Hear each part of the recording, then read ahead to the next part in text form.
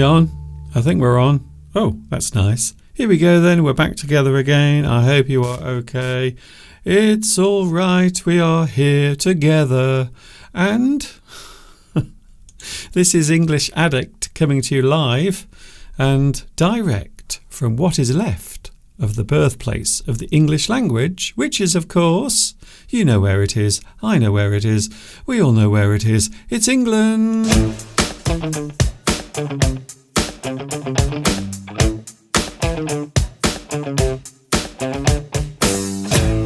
Yeah, I know, I pressed the wrong button. I know. It's going to be one of those days today, you see, because I'm not feeling very well. I'm going to get straight down to it. I've not been very well over the past 3 days. Friday morning I woke up with the most peculiar sensation. And I looked in the mirror in the bathroom and I was rather horrified to find that half of my face had swollen up like a grapefruit. And I was a little bit worried about it. And I don't know what it was. So I went to the doctors and they gave me something for it. And now I'm feeling, well, I'm not sure how I'm feeling, to be honest. So we'll see what happens today. In fact, things are so desperate. I've had to bring some reinforcements. And when I say reinforcements, I'm using the term very loosely. By the way, my name is Mr. Duncan. I live in England and I talk about English. You might say that I'm an English addict, and for most of the time I am. Here he is then, joining me today, giving me as much support as he can, which, to be honest with you, isn't that much. Here he is. It's Mr. Steve. Hello everyone. Hello Mr. Duncan. Yes, it's been an interesting couple of days. Poor old Mr. Duncan. You've got a gum infection, it turns out. Yeah. I wasn't going to name it, but there you go. Yes. I just don't feel well, and I've got this strange infection going on in my gum, and it's making me feel really weird. And not just that, but also the tablets that the doctor gave me are making me feel even more weird, if I was honest with you. Well, people in this country complain about the NHS and they can't see a doctor. Okay. And it's not true at all. At least it isn't where we live. Well, okay. Because we phoned up the doctor at 8:30. You had an appointment to see the doctor at 10, and by 11 o'clock we'd got the antibiotics and you had started the course. I think that's amazing. Thumbs up to the NHS. Okay. It's worked perfectly well for Mr. Duncan, because it looked like a horrible infection was starting, and if we'd left it a few days, I think it could have developed into something very serious. Yeah, it could be dead now. It would have done. So sepsis is what I was worried about. Steve. Okay, we get it, Steve. NHS is good. I've got swollen face. I'm just telling people about you, that's all. I just want to get it out of the way. That's fine, it. okay. I don't want to draw attention to it. I'm just saying, if I seem strange today and distant, that's the reason why. And that's it. No political stuff, please. We've got enough of that rubbish going on at the moment. By the way, you may have heard, we do have a lot of things going on here in the UK. I can tell you now, from my own experience, the country is not burning, for those wondering. So it's only very small places, very small areas where there is trouble, but most of it, 95%, if not 98% of the country is having a lovely day, and we're all just having a very nice time. So don't watch too much of the news about the UK, because you know what it's like. The media like to exaggerate everything to make it seem more dramatic. So please don't worry, we are okay. We haven't been attacked. The house is not on fire, so nothing like that. Mr. Steve's car is still the right way up, and it is not in flames. So for those worried about what's happening here in the UK, don't worry. It's only very, very, very small places, very small areas, But of course, when you watch things on the television, it always looks worse than it actually is. Because if there's one thing we are doing at the moment, we are living in the age, and I think this is true, Steve, we are living in the age of hyperbole, where everything has to be slightly exaggerated for views and clicks. It seems to be the important thing nowadays. So the more dramatic something is, the more people want to see it. So there is a tendency to exaggerate things. Well, I think so anyway. And it is a strange time that we are living in, because we have all sorts of things going on in the world. Anyway, Mr. Steve is here giving me as much support as he can, because I'm not feeling well. And yet, look, I'm here. Do you want a prize, Mr. Duncan? I don't want a prize, but I don't really want. I don't want any reward, to be honest. I don't do it for rewards. I do it just because I hope it's helpful, and I suppose it's fun as well. That's the reason why we do it. You see, that's it. No other reason. It certainly isn't money.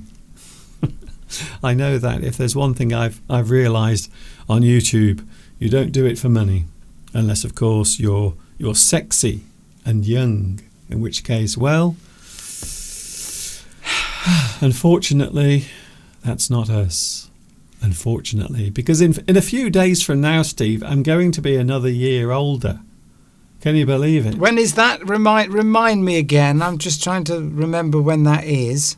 The 12th of August. 12th of August. Thank you for reminding me, Mr. Duncan. I think I'd forgotten, actually. In fact, 8 days from now.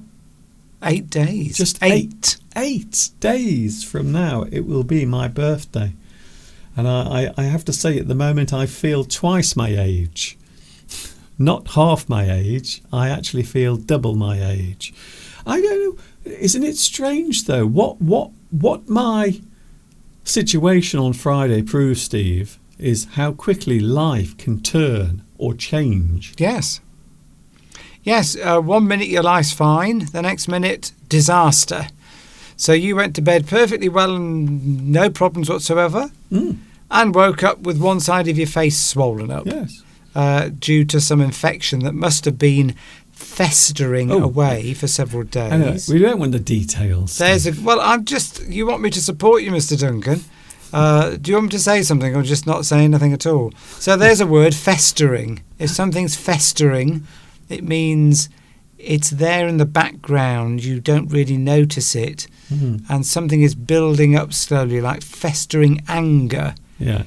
Which you could apply to the riots happening in the UK. You could say that anger has been festering over a long period of time, and then it broke out in the form of these isolated troubles. And you could say the same with Mr. Duncan's infection. It had been sort of gathering momentum. It had been sort of gradually growing, the bacteria, and festering away, and then suddenly broke out, and Mr. Duncan's face swelled up. Yes. So there's a good word, fester, fester. But it came from nowhere. That's the weird thing. I went to bed on Thursday night, no problem. Woke up the next morning, and my face was huge on one side. You can still slightly see it. It's still there, and it is still sensitive and painful, but really, really weird. And now I'm taking these terrible antibiotics, and I have to say they've made me go a little bit weird. And I know what you're going to say, Mr. Duncan. There is no way you could be any weirder than you are right now. So that's the reason why Steve is here now. For those wondering, Steve is here. We're only here for about an hour, so make the most of it, because I think I'm going to go to bed after I finish this, to be honest with you. But you are right, Mr. Duncan. Things can suddenly change. You can be well and healthy. That happened to a friend of mine recently. Fit, healthy, cycles 50 miles every other day, goes to the gym, does all this, very fit and healthy, similar age to me, suddenly gets an infection in his bladder somewhere. The first lot of antibiotics don't work, ends up in hospital, And, from what appears to be a very healthy standpoint, doesn't drink, doesn't smoke, suddenly ends up in a hospital with a catheter stuck up his urethra. I mean, you just think, and then this has happened to you. I've known friends that have suddenly died. People, you can go out on the roads. 1 minute you're driving along happy, and then boom, somebody smashes into you. Yes. Or you run over somebody because you weren't concentrating. Your whole life can suddenly change. Yes. Just like that. It doesn't have to be health, though. Doesn't have to be health. It can be all sorts of things. Yeah, you might be happily married, and you think, oh, I'm so lucky to be happily married with my beautiful wife, and we have this wonderful life. And then you find out that she's running around with other men, and she's having affairs, or maybe she's planning to run off with another man, and suddenly your life just completely. We can say that your life is turned upside down. It's a very interesting phrase. So it's a great phrase. If your life is turned upside down, it means everything suddenly becomes chaotic. Everything you thought you knew in your life has completely changed. I think we're depressing people on the live stream. Are we? Why? Just some of the comments, but yes, we don't want to talk about that. We have to carry on fighting, don't we? Yes. But yes, I mean, things can happen at any time, but they are rare, relatively rare. Yes. Most of the time, that's the point I'm trying to make all right. About the troubles. Here's another story. I know somebody, and where my mum used to live, the neighbour, parent looks, on the surface, everything seems all right, married with children, and then suddenly his wife wakes up one morning, but goes downstairs and says, I'm leaving you. No warning, nothing.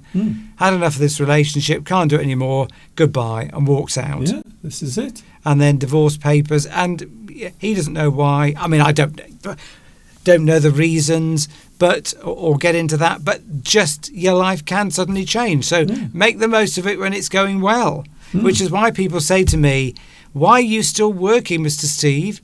You're 63. You should retire because these are your best years. You don't know. You could be ill in 5 years' time, and then you'll regret it." Well, that's a good point. It is a good point, but I won't regret it because I made the right decision at the time for me.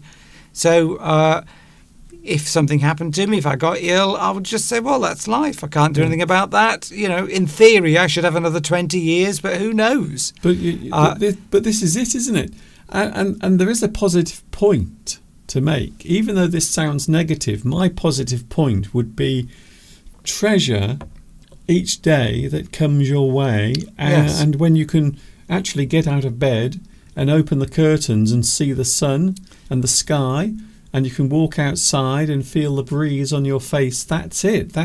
You are now in that moment. You are alive, you are well, you are healthy, you are there. Which is something that our dear friend Lewis, who's on today, encapsulates. Lives life to the full, thinks positive, goes out and just experiences what's ever out there, what is out there, and what will be. Stays fit, which is very, very important to your long-term health.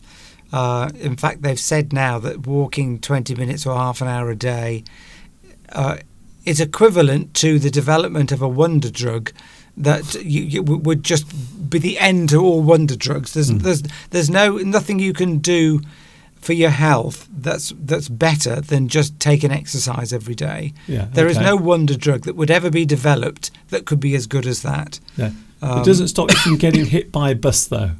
That's the problem. Well, you need to be careful. I mean, some people will get run over by a bus when they go out for a walk. But my point is just, if you are in the moment where you are well, healthy, alive, that is it. That's the moment that we're all in. That's the moment you're in right now. So never take those things for granted, because sometimes we waste our days, don't we, Steve? Oh, in front of the internet.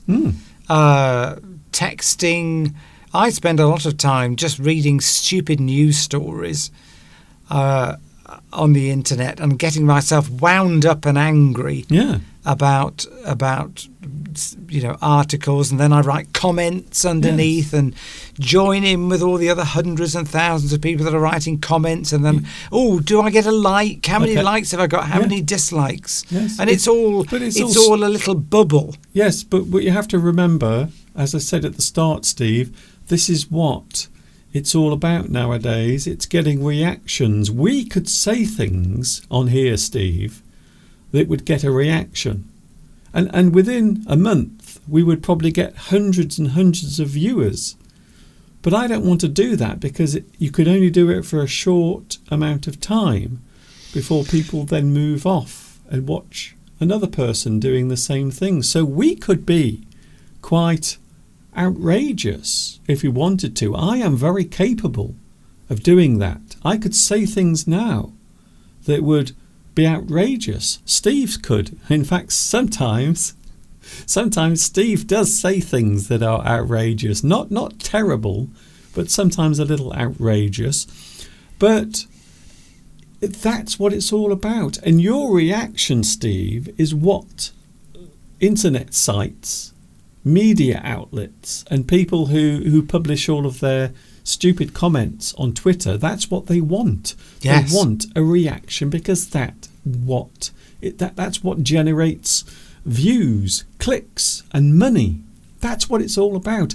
It is nothing to do with the subjects. It's nothing to do with politics. It's nothing to do with religion. It's nothing to do with anything. It's to do with getting a reaction from another person. And when you get that reaction, that is a click. That is a view. That is interaction. And Twitter is the worst place. Now, Steve often tells me that he's never been on Twitter. No, never. He doesn't use it. And all I can say is that is the worst place on earth. It is the worst place. Now, I have a Twitter account, and I do look at Twitter, but quite often I regret looking at it for more than 5 minutes, because it is incredibly, I would say it's destructive. That's it. But the people on there now are generating outrage, discussion, conflict, arguments, because then they will get the traffic, they will get the clicks, which then generates money. And this is the strange cycle that we're now in. And even the TV or the big media outlets do the same thing, because they've realised that's what people want. They want to be outraged. They want to have conflict. Even YouTube. I'm sorry, YouTube. I know I've been on here for nearly 18 years doing this, but you are just as bad. You pretend that you care about people, but really, you are just as bad. You want the anger, you want the outrage, you want the fighting, because it generates views, it generates clicks. You want the hate in your comment section, because people will come back to view the comments, and then the video will play, which means you get more and more and more people watching, which means, of course, you can play your ads, you can have all sorts of interaction, and that just builds up. So the more outrageous you are, the more you get those viewers.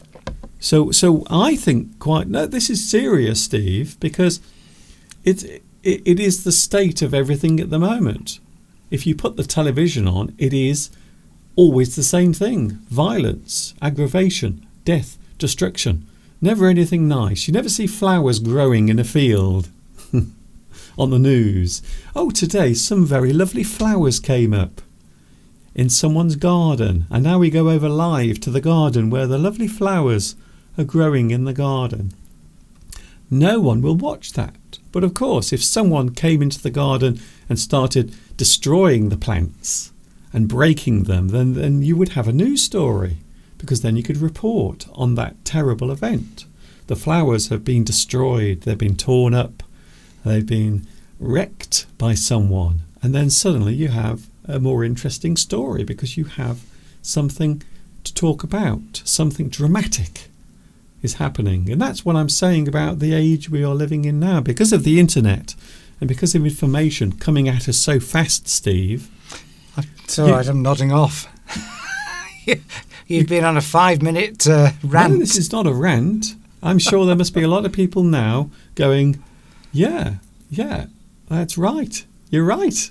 And YouTube is just as bad, because that's the problem. YouTube keeps saying we want everyone to be kind to each other, whilst allowing people to be rude and horrible and hateful towards each other, because that's what gets views and clicks.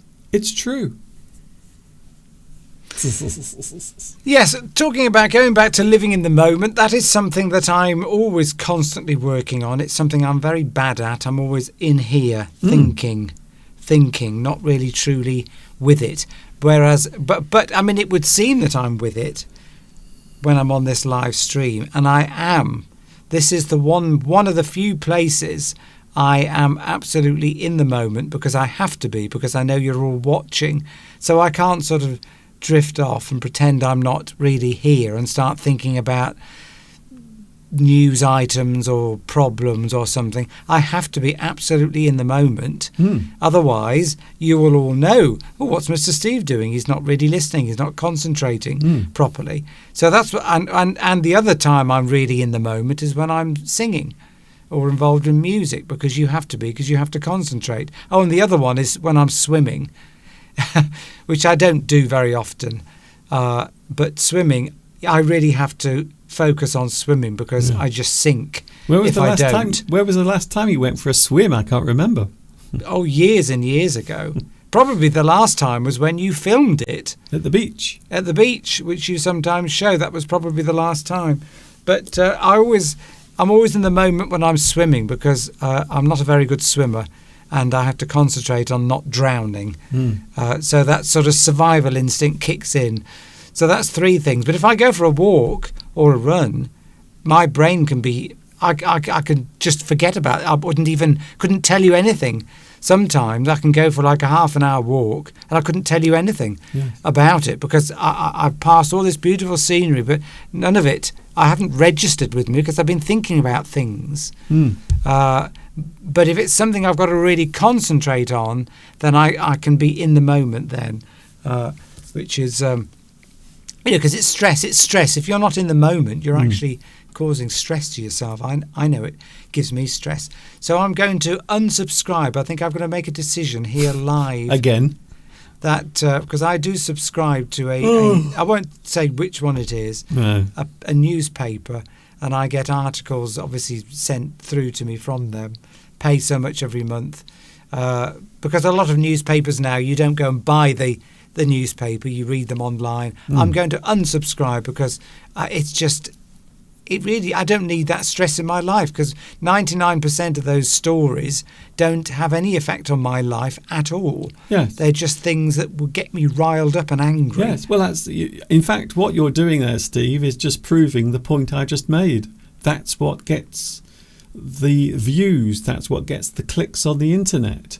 And I know most people won't actually sort of take any notice of what I'm saying now. Maybe they're going to click away because it is maybe too true or too real, where you're exposing the reality of it.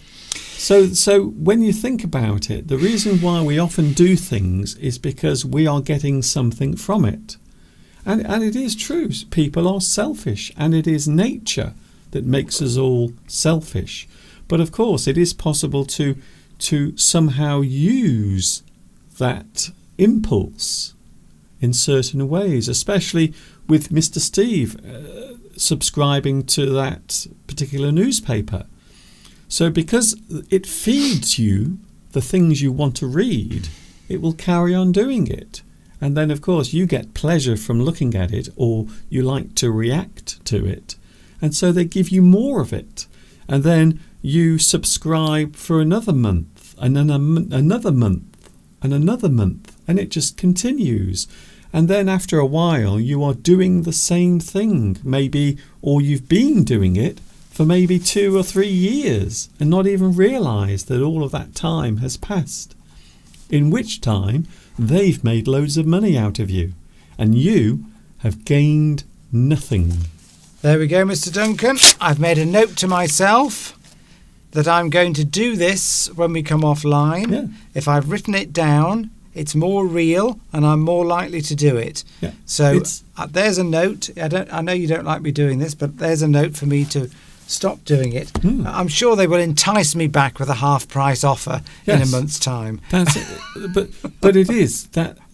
But this is the reason why I mention YouTube, because if you look at people who are getting lots and lots of views or lots and lots of people watching and commenting, quite often they will be talking about something that gets other people angry. So one group will agree with it, another group will disagree with it, Yes. and then they will fight together on that particular channel or on that video, which means that video then will get many more views. Yes, we get it, Mr. Duncan. No, I'm not saying you don't. I'm not saying you don't, Steve. I'm just putting it's your monthly YouTube rant. But it isn't a rant. This is something that I've talked about in the past. The only way you can get attention nowadays, because there are millions of people doing it. So do you remember, Steve, way back in 2006? Because we are talking about memories today. I remember in 2006 what YouTube was like. There were very few people on there or on here, very few people doing it. I started teaching English. No one else was doing it. It was a very different environment. But now, of course, we have probably 1.5 billion people using YouTube and millions of videos being uploaded to YouTube every single day. Not every year, day. That's incredible. And what I feel is, if you have to do more now to get attention, you have to be more outrageous. You have to do things that are more dangerous. You have to explore topics that will get people arguing and fighting. In fact, and this is the big one, Steve, I was told by someone from YouTube who advised me how to get more people watching was to create division amongst my viewers.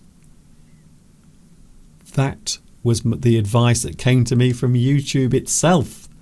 You need to create conflict on your channel, because once you do that, it will never stop doing it. It's like a machine that carries on working on its own. And that's what we don't do, Steve. We don't come on here to create conflict amongst people. We try to get everyone agreeing and being friendly. Well, we're talking about English, the English language, so it's very difficult to create conflict, because it's, I can't argue with you over the pronunciation of a word, but it's not going to really work, because there is only really, it's fairly fixed. It would seem a bit silly. We're not talking politics or religion, no, much as I'd love to. Even though sometimes we do go down that road, yes, to those subjects, but that isn't what we do. So people don't know us for that thing. Whereas lots of people who've established their brand on YouTube as being a person who likes to create conflict, they will always get new viewers, won't they, Steve? Because people want to go back to find out what that's people. That's fine, but we're talking. Let's just do what we do. Yes, and we've got lovely viewers here that tune in every week. Tanya's here. Hello, Tanya. Yes. Nisa, Paolo, Beatrice is here. Pedro's here. Tanya, Franco, Maurizio, Christina. How is Christina, by the way? I think this is a different Christina. Oh, is it? I can always remember. I always forget what Christina's name is on here. Just carry on, Surname. Steve. Yeah. Christina. Christina had COVID. She did. And are you on today, Christina? And are you feeling better? Because, we know you haven't been very well. And it's coming back, I know a lot of people that are getting this new strain of COVID, and they've been very ill with it. Are we all going to have to lock down again and stay in our houses? No, we are not. We will resist. We will resist those calls to lock down. I don't think anyone would obey that order anymore if that came from a government. I can tell you now, Steve, there is no way I would ever do that again. I don't think any government would dare do it now. No. I think there would be riots, far bigger riots on the streets if they tried to impose lockdowns again. So anyway, we're not talking about that. No, but it isn't. But that's an interesting point, though, because it is interesting because that's what people are talking about. Christina had COVID. Fortunately, Christina is now in the clear, and that is always good news. Pedro asked me, by the way, I remember last week or the week before, Pedro asked me because we were talking about the services, weren't we?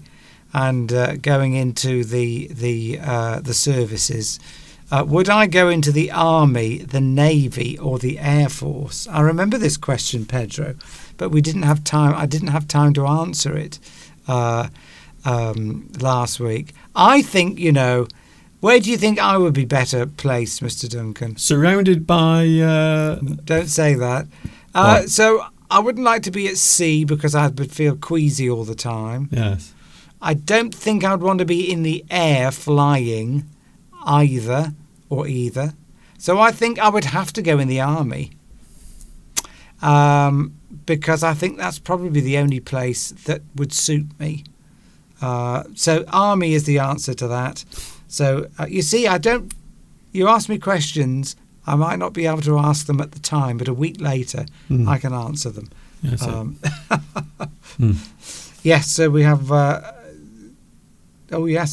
Christina Bourne works in a college and many teachers have COVID at the moment. I went into a doctor's surgery the other day and they said, oh, no, you can't see the doctor. That he's got COVID. Okay. Well, that's a pretty good reason for not seeing the doctor, because the doctor is supposed to do the opposite, not give you illnesses. They're supposed to take your illness away. So I can see where that might be a problem if you are a doctor, because you want to make people better, not worse. Memories, Mr. Steve. Memories. Like the pages from my mind. All those deep and mystic memories of the way we were. That sort of thing. Do you remember way back in 2007, Mr. Steve? We visited a place. In fact, we visited a place that we visited yesterday. Yesterday we went to a place where Mr. Steve, or the area in which Mr. Steve grew up as a young person. Yes. But do you remember way back in 2007?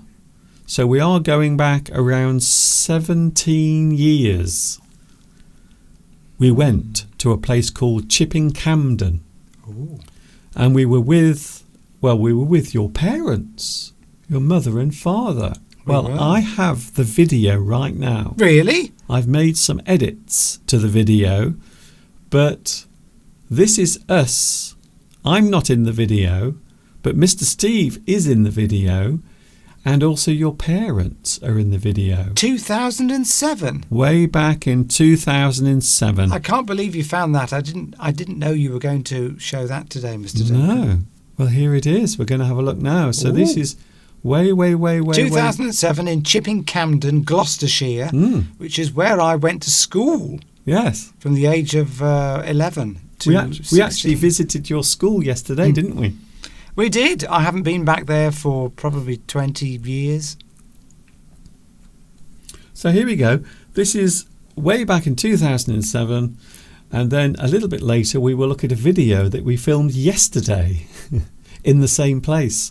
So first of all, casting our minds back to those early times, those early memories, 17 years ago.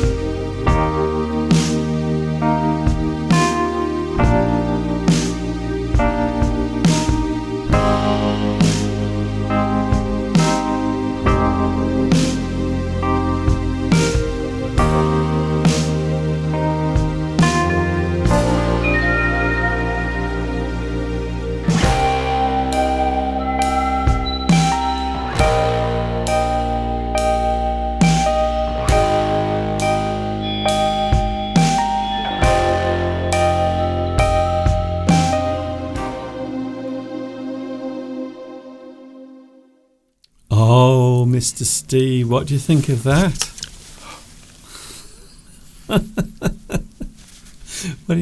Steve is now wiping his eyes. Cheer up, Steve. Cheer up. Yes.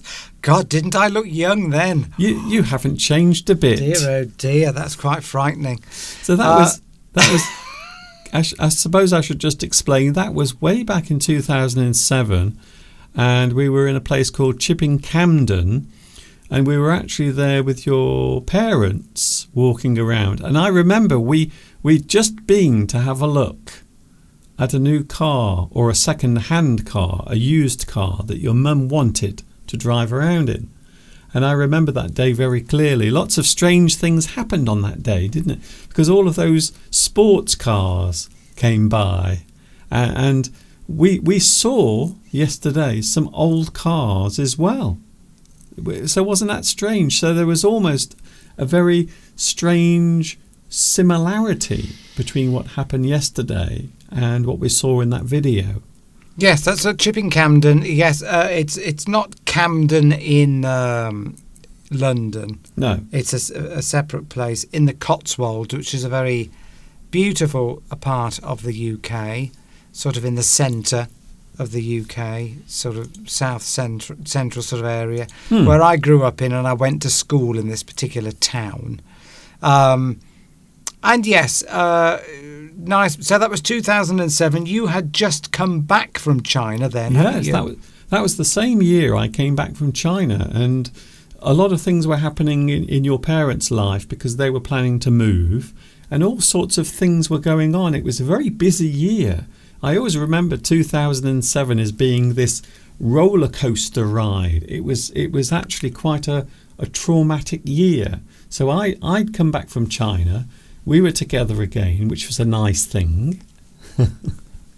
And we had lots of other things we were planning as well, and also we were helping your parents. They were moving house, and they had to do all sorts of things. Lots of things were changing. So it is interesting when you see that. 17 years ago. Yes. And of course, the other thing that's interesting is seeing how the quality of the video, because it's not very good quality. It's very fuzzy, and the it's not very steady. It looks as if I'm jumping around whilst I'm filming it. But that's because in 2007, camera technology was still in its early stages. Isn't that incredible? Digital cameras were still not very good at recording quality video in 2007. And a lot of people forget that. So we all take it for granted that we can just pick up our phone and film things nowadays without even worrying about it. But way back in 2007, it was incredibly hard to film something with good quality. Because that is as well the only moving picture, the only video that we have of my father. And because he didn't like, my parents at the time, they didn't like Mr. Duncan filming. They weren't comfortable with it. Well, your mother never did. No, well, Mum never liked having her picture taken, but that's literally the only video record of my father. Yes. Got pictures, and it was, you took that, and it's not very much really, but it's something. I don't have any other videos because they didn't like to do that. And this brings me on to another point, Steve. You don't realise how important those moments are because they don't seem important at the time. But now we can watch that, and there you are, walking with your mother and father through the streets of Chipping Campden. It's there in front of you, and you can see it actually happening. But that was just a very brief, simple moment of time, and now it's incredibly precious.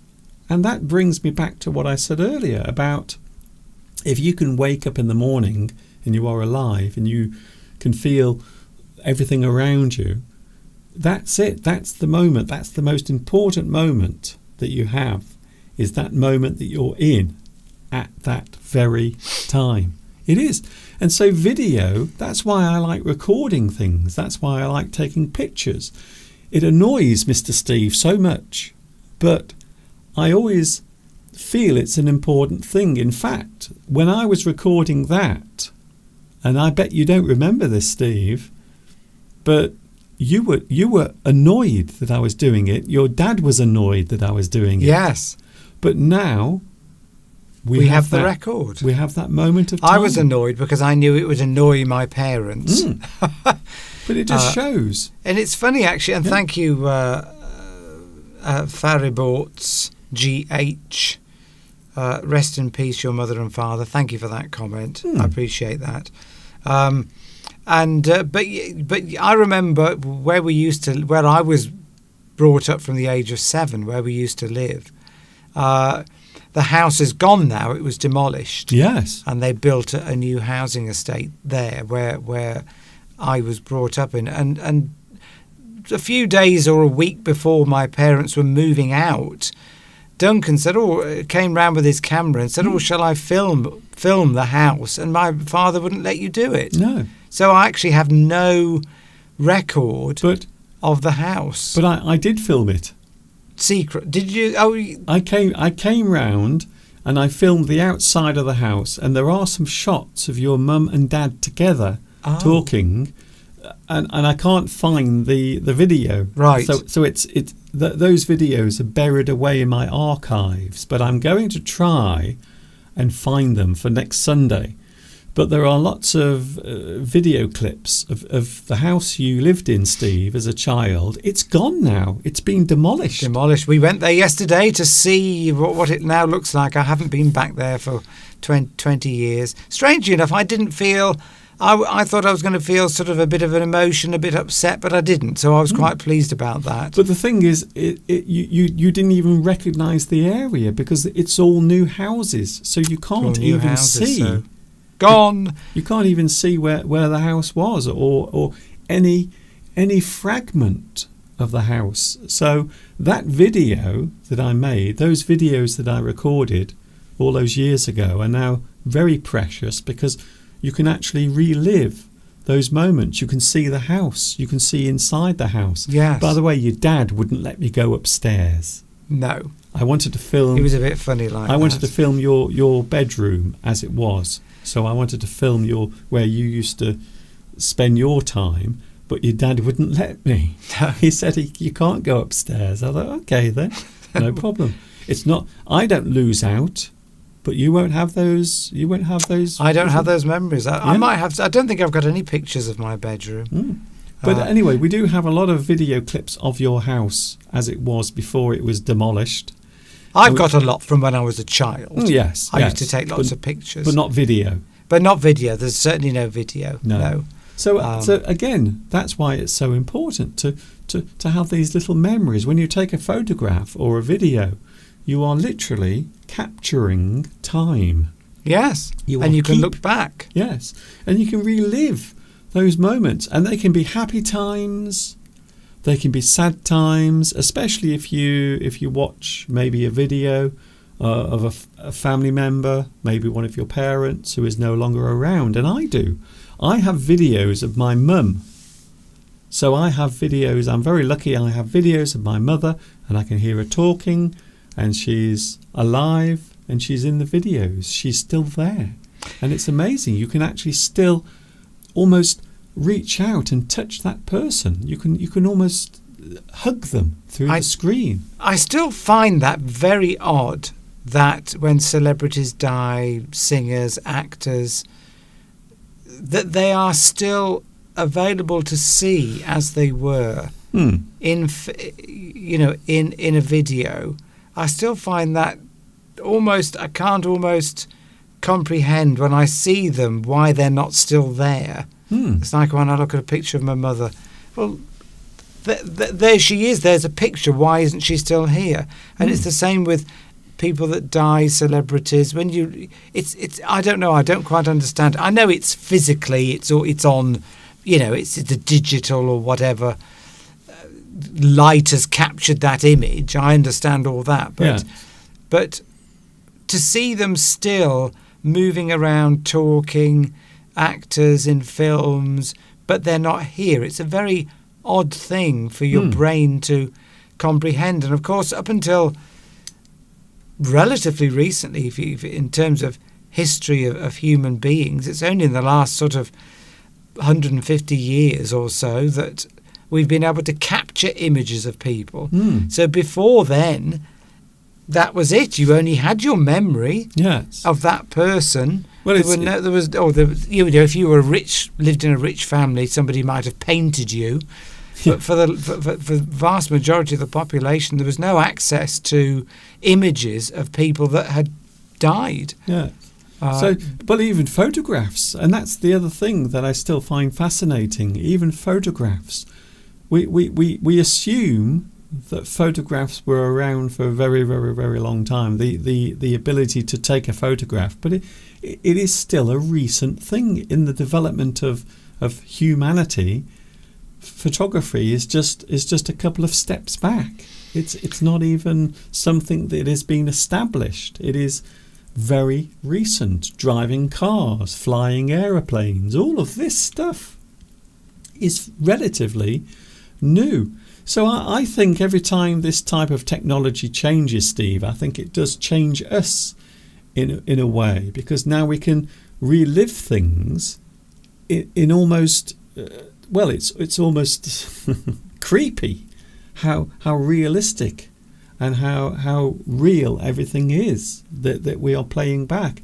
So imagine in 50 years when people have 4K video of their parents, and they can watch it on a huge screen, and you have this amazing quality of that person talking to you, and yet they're no longer alive, but the image will be so realistic, it will be almost as if they're standing there in front of you.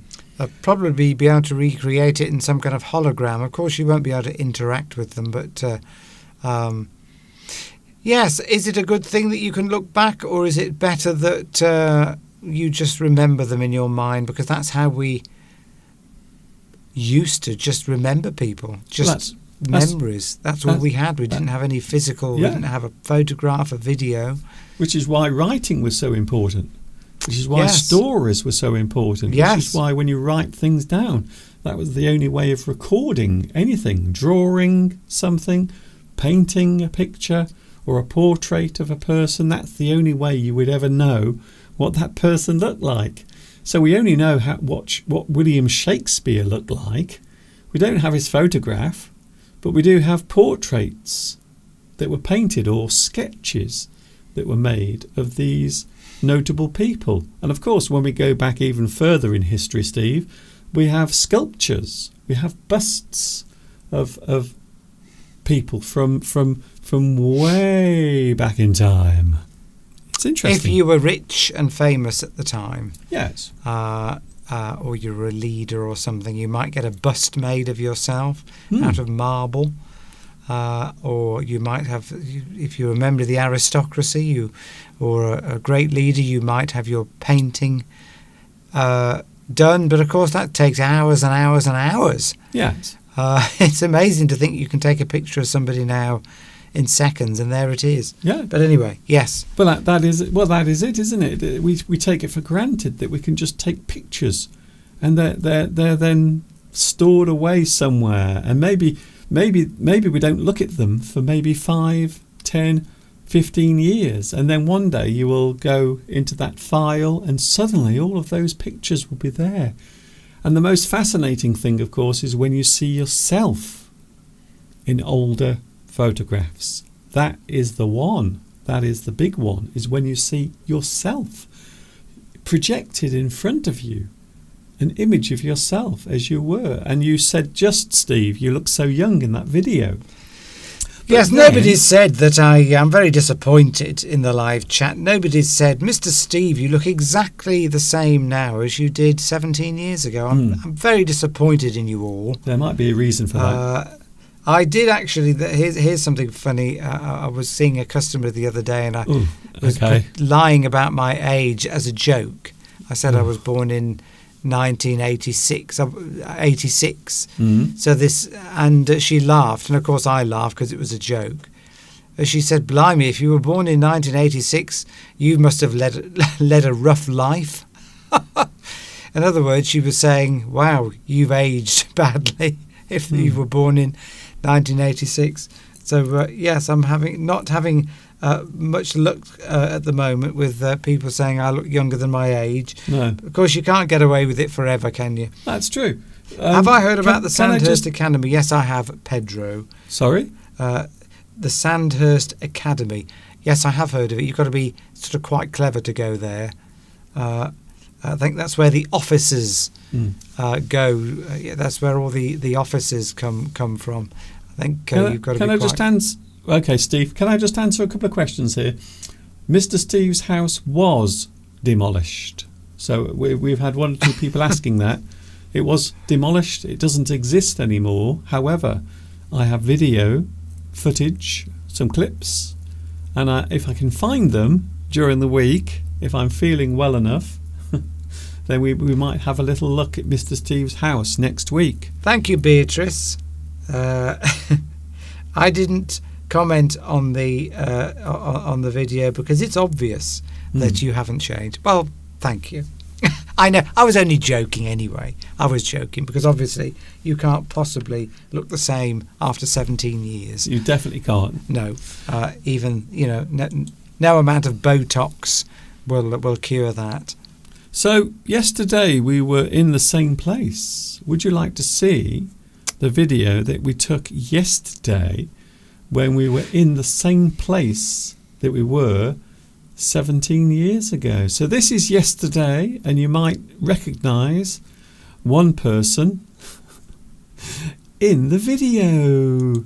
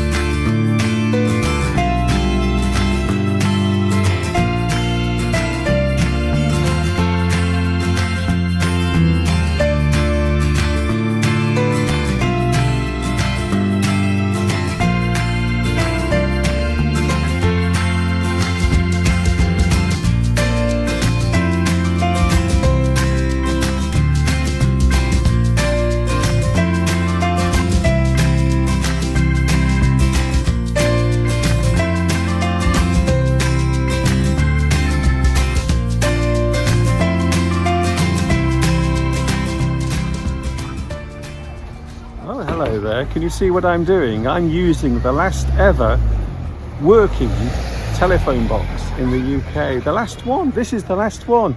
All the rest don't work anymore, or they've had the phones taken out and replaced with books or a defibrillator, which is a device used for restarting someone's heart if they have a heart attack. By the way, for those wondering, I am in a place called Chipping Campden. I'm having a lovely day in the sun with Mr. Steve and his sister and his brother-in-law as well. We have had a lovely day. I hope you are having a lovely day as well.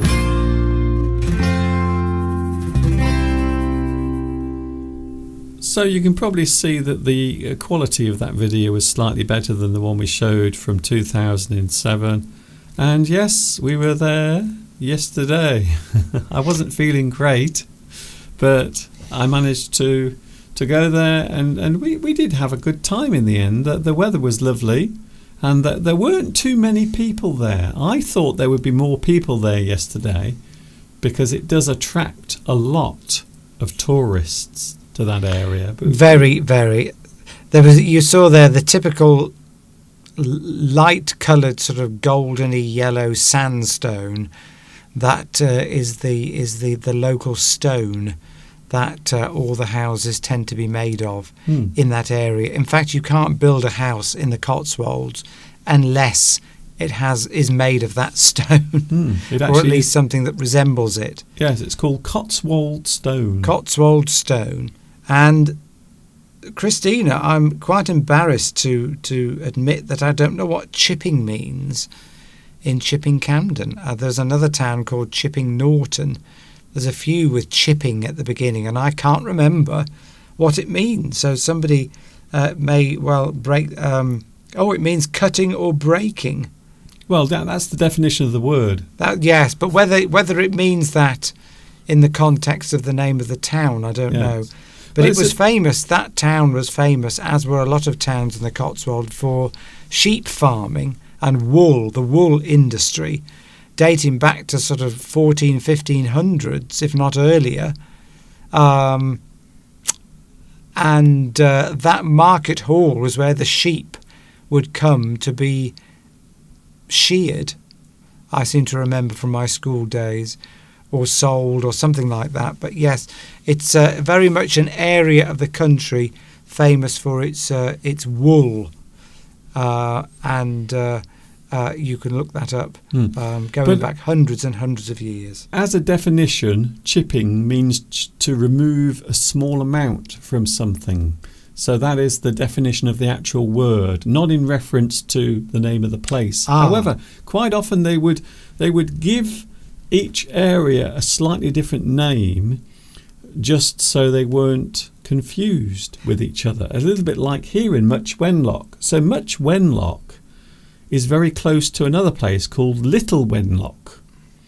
And the reason why they are called Much Wenlock and Little Wenlock is so you don't get them confused with each other, or else they would have the identical name. So that's the reason why. So quite often words or small things will be changed or added to a place name so it won't be confused.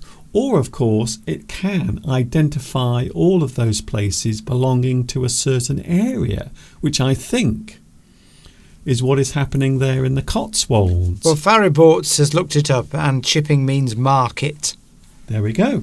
So thanks for that. And I'm sure you're right. I remember now from my school days. So it's a market town, and it was famous for its sheep and its wool industry. So if you've got chipping in front of it, it means that lots of things get sold there. So if you wanted to go to the market and sell your animals or your produce, that's where you would go. So people would probably know that markets take place in these towns. Whether they still do now, I don't know. Well, there are places that still have animal markets and cattle markets. They still exist in some places, not everywhere, but certain places do still have them. They still have cattle markets on certain days of the week, normally on a much larger scale. It's a little bit like the other thing that often is used at the end of a town or a place. You call it the shire, S-H-I-R-E,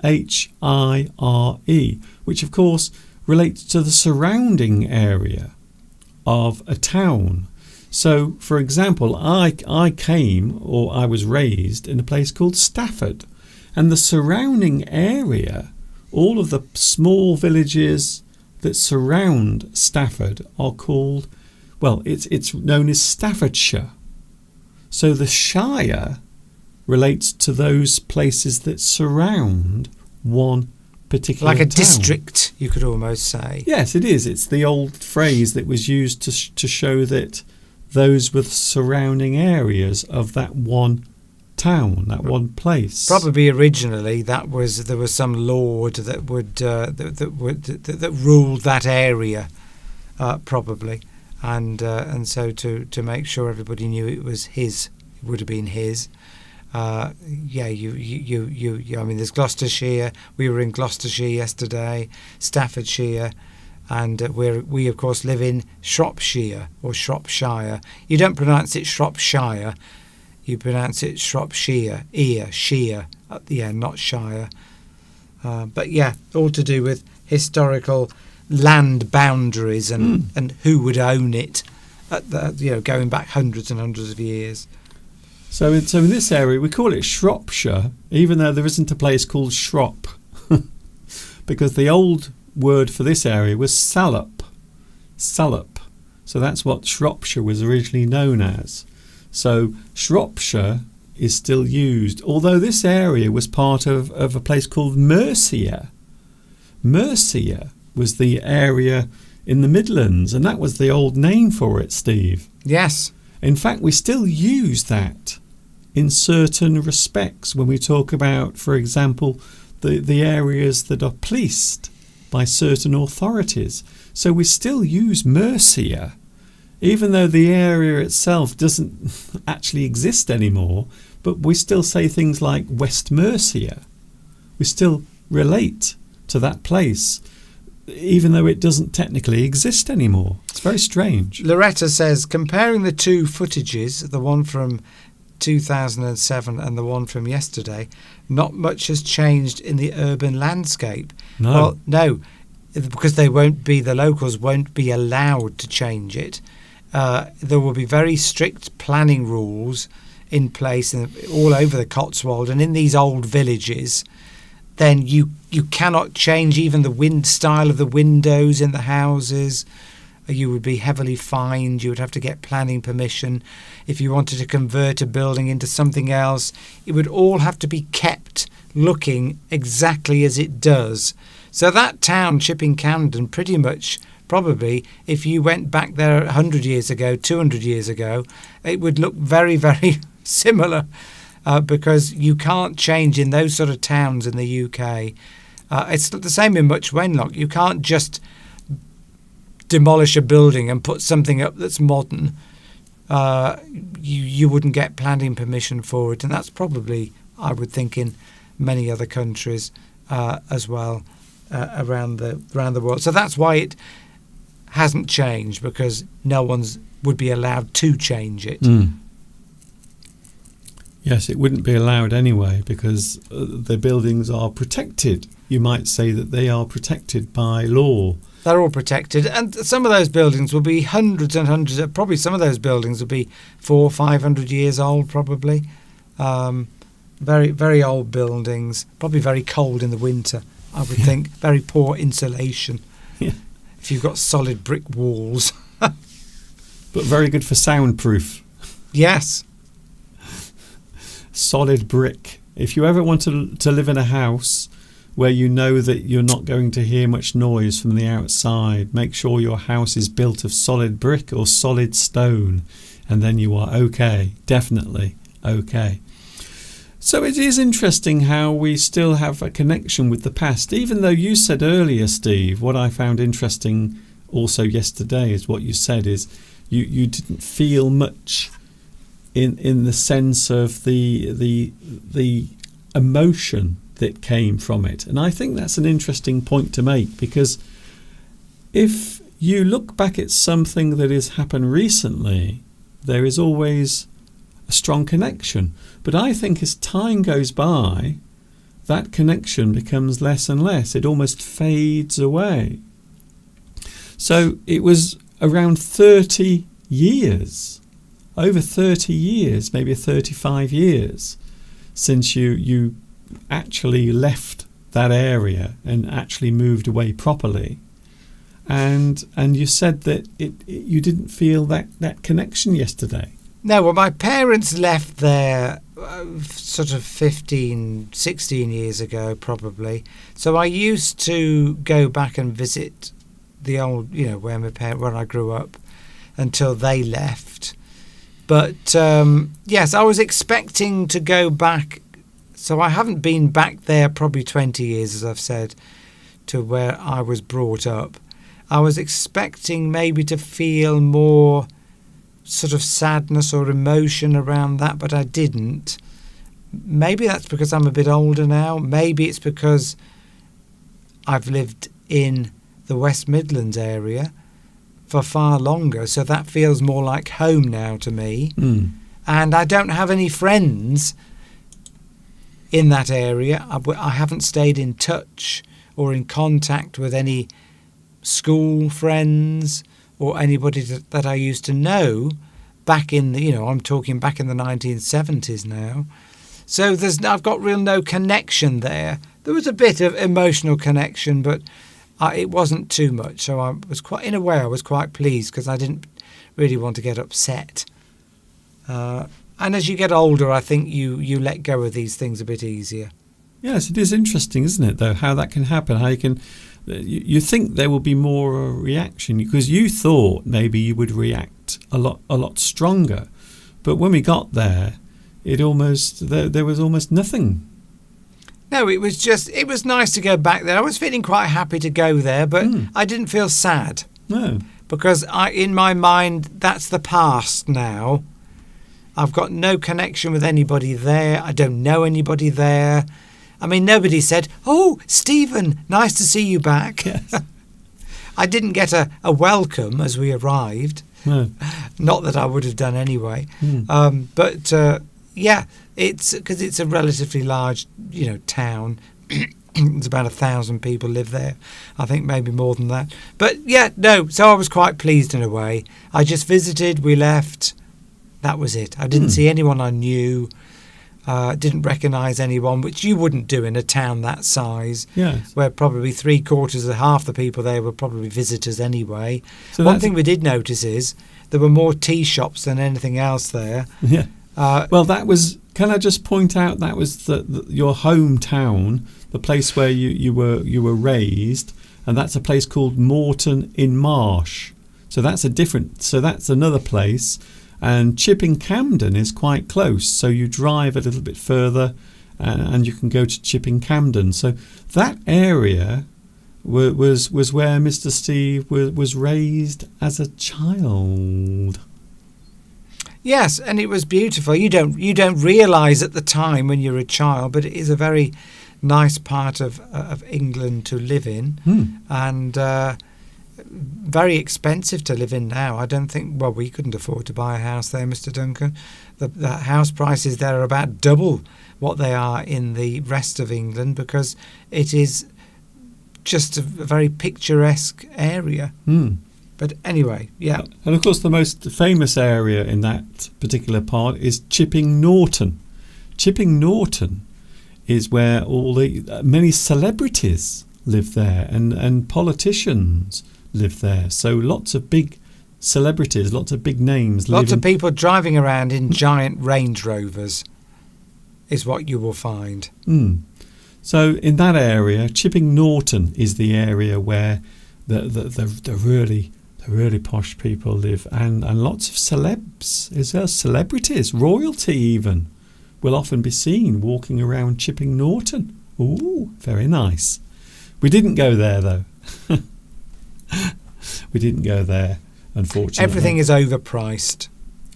Well, junk I would shops. say where if you go to anywhere where there are tourists, quite often you will find that everything will be more expensive. That's what's happening at the moment, by the way, in Paris. In Paris, they're having a big problem because there aren't enough people going there. So because the Olympics are taking place, isn't it strange, Steve? Isn't it ironic that something that they're doing to attract more people has actually had the opposite effect? It's put people off. Well, I was going to ask Lewis if he knew. I don't suppose Lewis has been to Paris recently. But would this be a good time to visit? Because they were suggesting quite strongly to us on the news last night that now would be a very good time to visit Paris, because a lot of the hotels are not fully booked, so there might be some bargains to be had. Yes. And certainly, like a lot of the airlines have been struggling to get people to go there and fill their planes, and they were interviewing some of the restaurants, and the owners were saying, we're only half full. We were expecting a lot more people to visit. Taxi drivers were struggling with getting enough business. But the problem is, Steve, you can't go to the places. So that the problem is you can't actually visit any of the big locations, the famous locations. So you can't go to the Eiffel Tower unless you're attending the Olympics, because those areas have been separated from the rest of the city. Yeah, so if you wanted to visit Paris, if you go to visit Paris as a tourist, the first place you're going to want to go is the Eiffel Tower. Yes. So if you can't go there, you're going to think to yourself, well, why would I go at all? Yeah. Because the number one place to visit in Paris is the Eiffel Tower. That's the most famous landmark that everybody knows about. So if you can't visit that, you're probably going to make the decision not to go at all. But it's everywhere as well, because there are security boundaries all over Paris. I'm sure you don't need me to explain that quite often with these sorts of events, security is the number one priority. So there are lots of parts of Paris that you can't get to, or you can only go through if you have some sort of pass. So that's the other reason. So it's ironic that something that is supposed to generate this interest, this immense interest in a city, has actually put a lot of people off because they know that they can't get around. Or, of course, as we mentioned a few moments ago, everything is more expensive at the moment. Loretta makes let me try and pronounce your name correctly. I can't roll my R's today. No. Well, Loretta. You don't have to. Loretta. You're supposed to be able. I can't roll my Loretta. That's better. Mr. Steve grew up in the Cotswolds. Now I understand why he is so posh. Well, let me tell you something, Loretta. I was posh before I went to the Cotswolds, and everybody at school was I'm from the Cotswolds, I'm a farmer. They all spoke like that, all very countrified. And I turned up, and my sister, because of course when you go to a local school, most of the people that go to that school are from local families, and they're all local people, and they're not tourists going to the schools, and they all, probably their parents and grandparents grew up there and were born there. So when I went to school speaking like that, they used to call me Mr. Posh. I was the posh kid from out of town.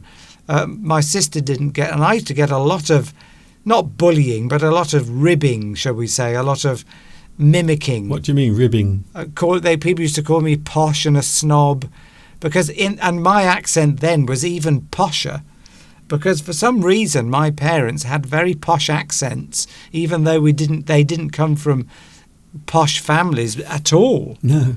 They lived in a council house, Yes, both my parents. You could probably describe that. They probably received their pronunciation. Yes, because a lot of people then in that era grew up with very posh accents. They liked to imitate the Queen and the royal family, even though they were very poor, which my parents were. They came from very poor backgrounds. But moving, but with this accent I've got now, and I used to speak really poshly. I was hello, everyone. How are you? Very nice to meet you.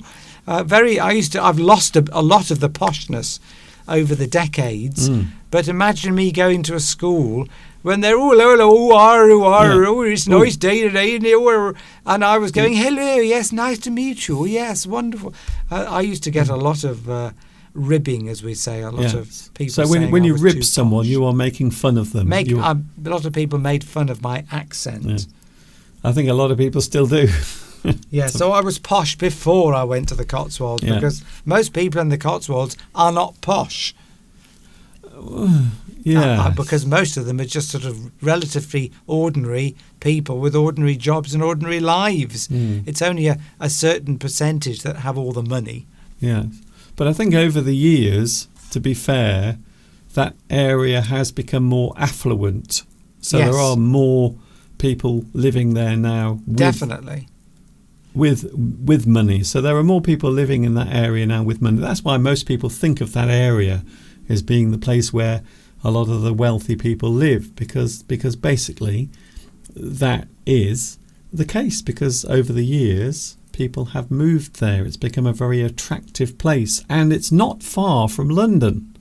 That's the other thing. So you can travel, commute quite easily from that part of the world to London quite quickly and easily. So that's another reason why it is quite popular as well. I have to be honest with you, Steve. I am feeling a little bit tired. I haven't been very well. If you missed the start of today's live stream, I woke up on Friday morning with my face swollen. Something was going on inside my face, inside my mouth, and I think I've got some sort of infection. So now I'm taking some medicine, some stupid antibiotics, which are making me go slightly crazy as well. And you need to take your next dose, by the way. I've taken it. Oh. Yes, don't worry, Steve. Mr. Steve is like my nursemaid. Yes. Take your tablets. Yes. Although I was a bit worried because the tablets are huge. They're really big. And I said to Steve, which end do I put them in? They look a bit like suppositories. Yes, well, that's kind of what I was going I know, with. I was just using the word. Yeah. So I was just about to do the joke there. Oh, well, that's Go on. Yeah, go on then. It doesn't matter now. Well, I think you made the joke anyway. Yes. So does it go in this end or the other end? Was the end of the joke. We have Hamza on, who is a starter, a new learner to English. Well, so I've got to say your writing is very good. So congratulations on that. So hopefully you will learn a bit more about pronunciation. Yes. If you're watching Mr. Duncan's channel. He has hundreds and hundreds of videos, by the way.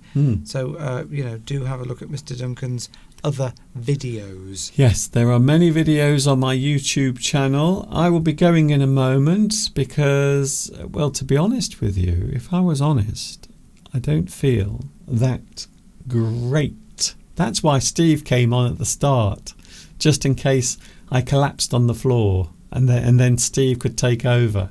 One week, it would be interesting to see what would happen if Mr. Steve presented a whole live stream on his own. Now, I think we did it before, didn't we, Steve? Oh, my God, that face. I don't know whether I did or not. Did I? Yes, I don't I think you remember have. that. I think you definitely have, at some point, either presented for a short period of time, for about 15 or 20 minutes, or done it as a joke, maybe. But that would be interesting, wouldn't it? If Steve did a live stream by himself, not producing it, by the way, I would still have to operate the controls. But maybe, Steve, you could present your own English Addict one week. Imagine that. I'll think on that, Mr. Duncan. I'll sleep on it. Yes. I don't really fancy the idea because it's your channel and I'm not an English teacher. No. You are. Well, we would just explain what was happening. Yes. Yes. I think it'd be interesting, actually. It would also give me a rest as well. I could have a little rest. It might be very revealing. Anyway, we're going in a second. I hope you've enjoyed today's different live stream. I hope I will be feeling better by next Sunday. I hope so. I might not be with you on Wednesday, so there will be a video probably, but you might not see me live on Wednesday. We will see what happens. I have to take it easy. I don't want to make myself ill again. So we will see what happens. Thank you, Mr. Steve, for helping me today, I think. I hope I've helped. I hope I've contributed something that people have found interesting. It's been lovely to be here to see all our lovely friends that come and visit us on this live stream every Sunday. I've enjoyed it. I now need to go and make you a nice hot drink, Mr. Duncan. Yes. And look after you in your recovery. I think you're over the worst. And of course, as I said earlier, the interesting thing about earlier, and it did seem as if I was getting a little bit too excited, but I think it is important to remember what this actually is, what we have as a community. But we are kind of fighting a battle in a way, aren't we? Us, you, me, and you watching out there, because we have to try and stay relevant. We have to almost fight to keep ourselves watched and keep us together, because that is the thing that we have to try and do. I think it is important, probably now more than ever, Steve. We have to make sure we have lots of people around us, people, good people, kind people, Yes. generous people, nice people. Like-minded people. Yes. If somebody is like-minded, it means you tend to have similar opinions about things and understand each other. So the difference is we are here to do that, to share experiences, nice things, not to create anger or hate or disagreement. We don't want people shouting and fighting. However, it is more difficult than ever to break through that noise. It is. And it's a very serious thing. I do like to have fun here, but this is a very serious point that I have to make. It is becoming more and more difficult for this to work as a thing, because there is so much noise around nowadays. I'm not being dramatic either. It is a real thing, and I've seen it actually happen with everything that we've been doing over the past couple of years, and certainly over the past 18 years here on YouTube. Anyway, Mr. Steve, we will leave it there. Thank you very much for joining us, Mr. Steve, and we will see you next Sunday. Hopefully I will be feeling better by then. You will be. Lovely to be here, and see you all again next week. Thank you, Mr. Bye. Steve. Thank you, Mr. Steve. That was Mr. Steve, and I'm going as well. I'm going to have a lie down. It was an interesting one, different. Quite often we have subjects that we talk deeply about, maybe concerning English, but today it was a little bit more free. In fact, I have to say I quite enjoy it. I quite enjoy the slightly more free way of speaking. I think it is sometimes more natural. It is time to go. I hope you've enjoyed today's live stream. See you not on Wednesday. I don't think I will be here on Wednesday, but I will do my best to be with you 100% well next Sunday. And of course, there will be some new video lessons coming up during the week as well. Take care of yourselves. Enjoy the rest of your Sunday, and I will see you later. This is Mr. Duncan and of course Mr. Steve saying thanks for watching. See you soon. Take care of yourselves. And of course, until the next time we meet here, you know what's coming next. Yes, you do. Have a good day. And of course, ta-ta for now.